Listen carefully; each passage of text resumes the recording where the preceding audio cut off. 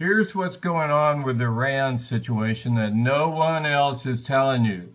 And I know a thing or two about this because I was a 9/11 terrorism analyst on TV for a few years. And before that, I actually predicted 9/11 on TV during the Gulf War. And the proof of that is on YouTube because, don't believe things without proof, folks. Okay, here's the thing about the Iran war that they're not saying. Yes, people cheered when we killed their horrible leader that killed a lot of their people. Guess what? We cheered when Saddam was killed during Iraq. You know what happened? Well, Rumsfeld got on TV, and you can look up the video, and said, oh, this is only going to last 3 weeks, maybe 3 months. It lasted nearly a decade, and it cost us $1 trillion that we could have put in education, healthcare, a lot of other better things, roads, than doing that. So guess what? That assumed, oh, okay, the opposition is going to rise up, and, that's it. Well, what we had was an insurgency that rose up. And basically, we ended up with a counter-terrorism, them blowing up our guys with roadside bombs forever until we just got the hell out of there. So, the classic definition of insanity is doing the same thing and expecting a different result. Same on Iran. Here they're saying, oh, it's just going to last a little bit and then it's over. And, the people cheered. Well, guess what? The Iran Revolutionary Republican Guards, ironically named, are in control. They've got all the weapons, the tanks, the planes, you name it, artillery. And so there's a small group of Kurds up in the northwest.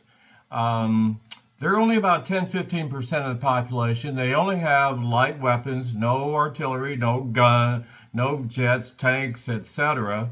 Heavy stuff, no missiles.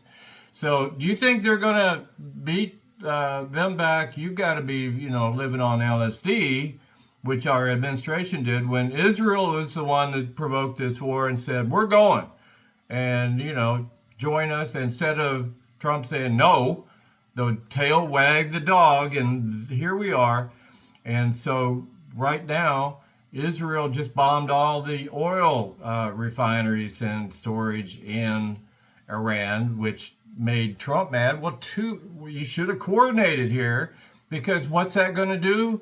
It's already at your gas pump, folks. 50 cents, maybe $1 before we get done, or more, because that shorts the global oil supply.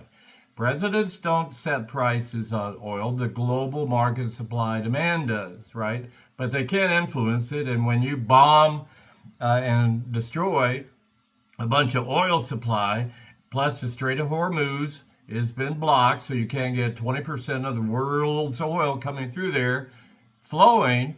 So guess what? Then you've got what we've seen, the price spikes. So basically, here we are. Instead of a victory, we're going to see another stalemate. We've got 7, I think the count is now, soldiers killed. Trump shows up with a baseball cap. Now, Fox hid this originally and said, oh, they showed an image of him not wearing a cap. How disrespectful. And then at the end, he did the old fist pump, like dead soldiers are a victory of some kind. And Europe is saying we've had more than 7 people killed and it's all under wraps. And so guess what? We're seeing during the Gulf War, remember that? Any of you old enough to remember any of this? And Iraq, we got to see the visuals of the bombs falling, right?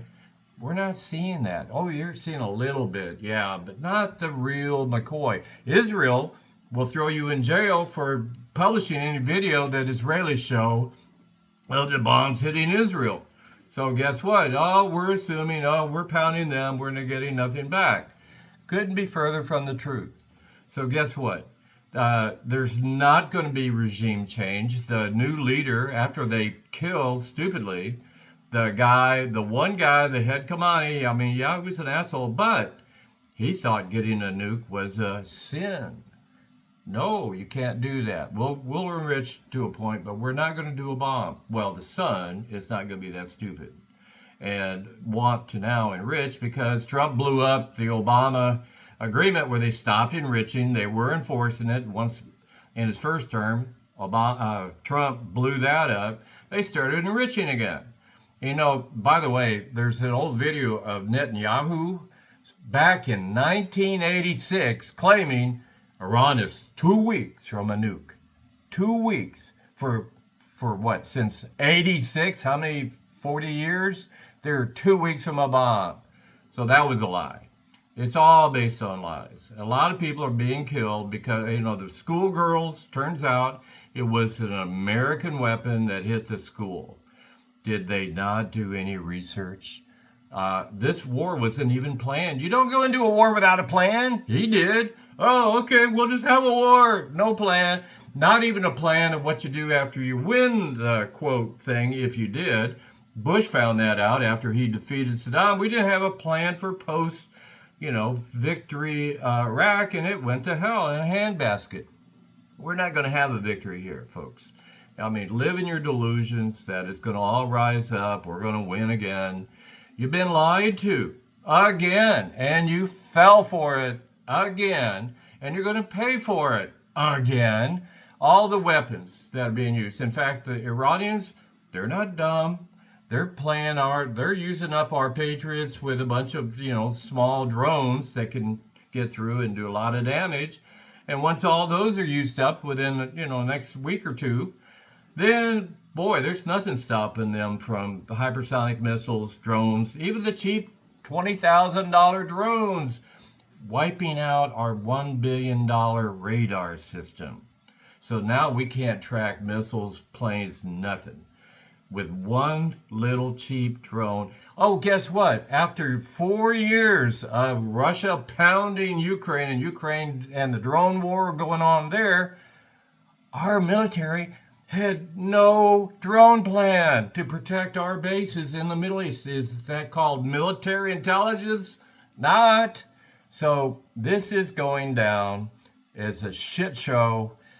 Michael Fallon, International Terrorism Analyst, to be continued. It is disgusting. Hey, if you like the video, please, click subscribe and feel free to ask questions. And I will endeavor to answer those for you, all right? Michael Fallon, until next time. Watch your back.